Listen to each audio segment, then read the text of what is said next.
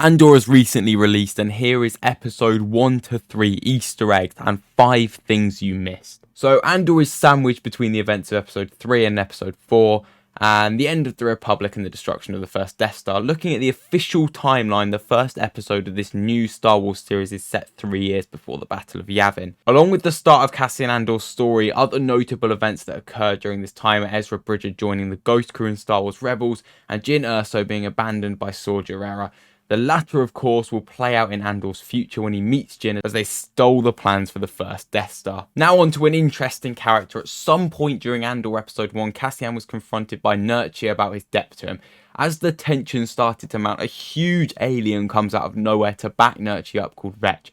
And like most aliens seen so far in Star Wars, Vetches look very unique and imposing. The thing is, this isn't the first time fans have seen this kind of alien. Back in The Force Awakens, a Eurodal called Bolly Prindle was seen starving in the Resistance. This is the same species as Vetch, which served as a good callback and neat way to circle back to episode 7. Among the Andor episode 1 things you missed was when Cassian tried to borrow a starship from his contact at Old Junkyard.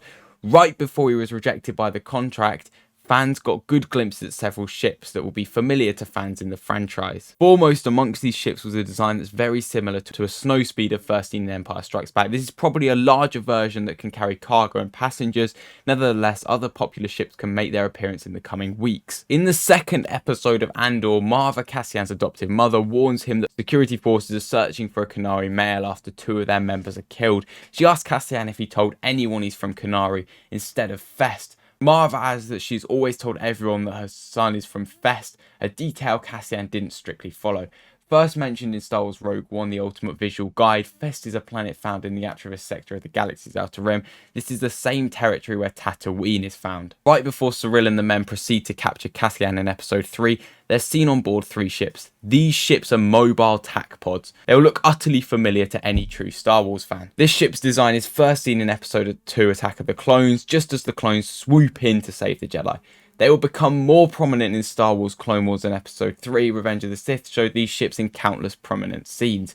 As the coming weeks show more of Andor, Star Wars fans can expect more of these Easter eggs to drop. Better keep an eye out for any details, as they will help tie new series to the overall franchise. Well, that was just 5 little things you might have missed and a little bit of extra information.